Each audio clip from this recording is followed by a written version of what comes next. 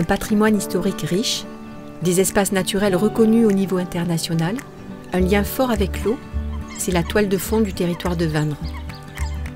Partager cet environnement, le faire connaître, mais aussi en prendre soin pour le transmettre aux générations futures, est le centre des préoccupations des bénévoles de l'association Patrimoine et Nature. Partons à sa découverte à travers le regard de ces personnes engagées qui ont su mobiliser des énergies multiples au niveau local et même au niveau européen. On sait très bien que le pourtour méditerranéen, c'est un des berceaux des civilisations. Donc nous, on était situés au bord de la mer, complètement au bord de la mer, bien sûr, puisque le marais n'existait pas. À la période gallo-romaine, les bateaux romains rentraient dans la mer qui allait jusqu'au port de Narbonne. Donc c'était une période quand même assez faste et on était situés vraiment là au bord de la mer. Les populations se sont installées très tôt au bord de cet étang. Ici, on avait un petit village au 8e siècle avant Jésus-Christ. L'eau, bien sûr, les Romains, ils n'étaient pas fous. Ils s'installaient là où il y avait de l'eau. Hein. D'abord, ils commençaient à chercher une source et ensuite, on installait donc un lieu de vie. Et ce lieu de vie, effectivement, la villa Temple de Vénus, la source se situe à 2-3 km sur le pourtour, donc était acheminée à cette ville-là par un aqueduc. De nombreux vestiges témoignent d'une occupation sur les rives de l'étang dès l'âge de bronze. Une salle, récemment aménagée avec l'aide de Madame Clavel-Lévesque, historienne, permet de partager ces précieuses marques de l'histoire. Au cœur d'une région au passé riche, le territoire de Vindre bénéficie d'une grande diversité écologique. Il fait partie de l'ensemble d'étangs et de zones humides de la basse plaine de l'Aude, dont la valeur environnementale est largement reconnue. Alors, ce qui me semble important à l'heure actuelle, c'est la protection. C'est la protection de l'environnement que j'ai vu se dégrader au fur et à mesure. 3700 hectares à la commune de Vindre et 50% en zone protégée. Plusieurs zones de protection. C'est quand même quelque chose. Depuis les années 80, le Conservatoire du littoral a négocié plus de 150 transactions sur cette succession de zones humides de la basse plaine de l'Aude. Pas moins de 1000 hectares sont actuellement protégés, dont une partie de l'étang de Vindre. Autrefois, cet étang était essentiellement privé. Peu de personnes pouvaient en bénéficier. La maîtrise foncière par le Conservatoire du littoral a permis d'ouvrir au public ces secteurs acquis, sous certaines conditions, facilitant la vie sociale et économique. On a rencontré des personnages très importants qui nous ont dit sur votre territoire, il existe des atouts environnementaux, des espèces d'oiseaux qu'il faut protéger. Donc à partir de là, des plans de protection, avec des zones, des temps de surveillance, des temps d'écoute. Donc on a appris en vérité à redécouvrir un territoire. Donc il y a plusieurs sortes d'enjeux sur ce territoire, autour de la biodiversité, autour des activités économiques. L'objectif, c'était de fédérer l'ensemble des acteurs, des activités autour de ce patrimoine et d'essayer de créer d'établir les conditions d'un équilibre durable entre gestion, préservation de la biodiversité et puis développement d'un certain nombre d'activités traditionnelles. Donc la principale action structurante qu'on a mis en œuvre sur le territoire de la basse plaine de l'Aude, pas uniquement sur l'étang de Vindre, mais aussi sur les zones humides adjacentes, ça a été de travailler vraiment sur tous les protocoles de gestion de l'eau, puisqu'il y a un certain nombre d'ouvrages qui ont été implantés sur les canaux d'entrée, sur les ouvrages de contact avec le milieu marin. Et donc il y avait un certain nombre de conflits d'usage autour de la gestion de l'eau qu'il nous a fallu régler. On avait besoin d'un outil pour faire en sorte que les gens se parlent, parce qu'il y avait des intérêts tellement divergents, autour de l'étang notamment, et les gens étaient en conflit permanent, mais il n'y avait pas de discussion, c'est-à-dire qu'on ne pouvait pas aller vers une solution, il fallait trouver des solutions. Donc petit à petit, on a mis les gens autour de la table, on a fait discuter, et il a fallu qu'ils arrivent à voir qu'ils y avaient leur intérêt aussi.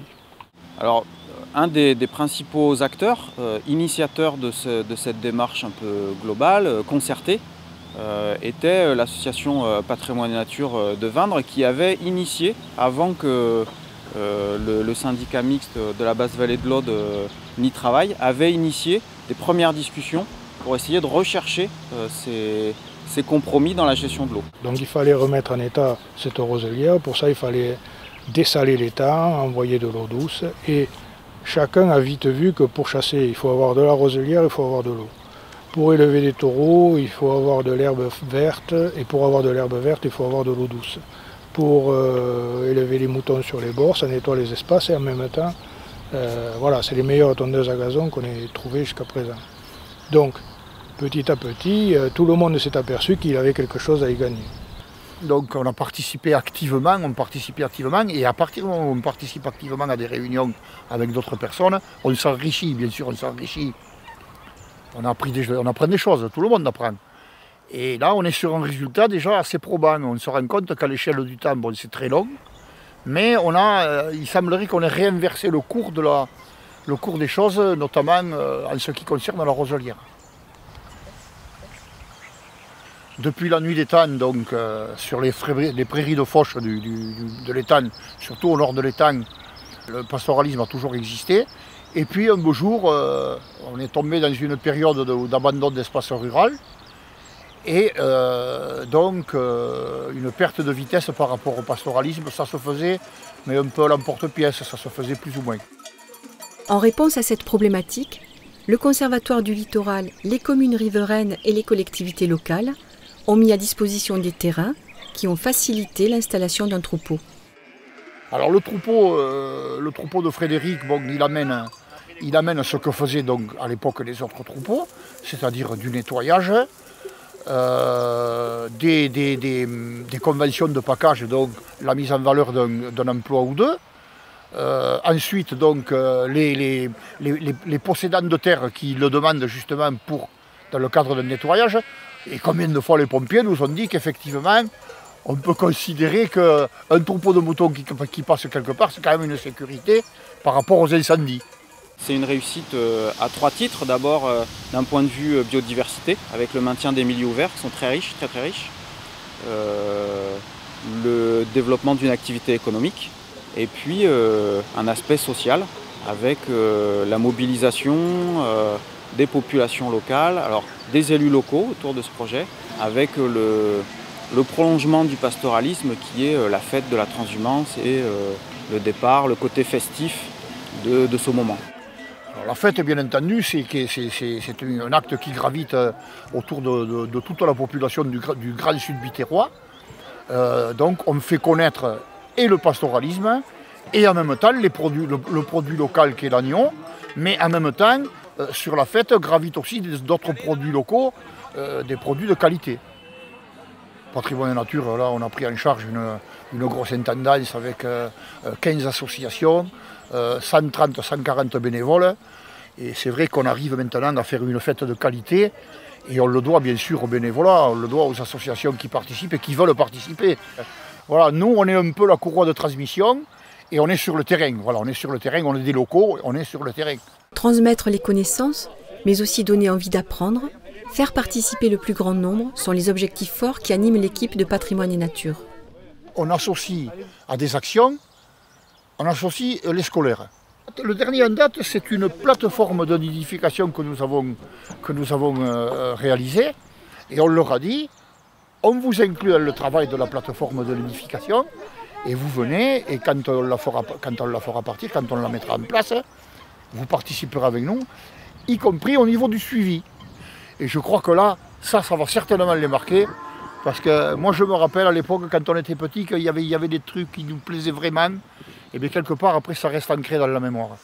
Ah oui, c'est des graines qui germent, ça. Un réseau de partenaires publics et privés s'est mobilisé avec Patrimoine et Nature autour des enjeux du territoire. Concilier préservation de la biodiversité et développement des activités économiques est au cœur de cet engagement collectif.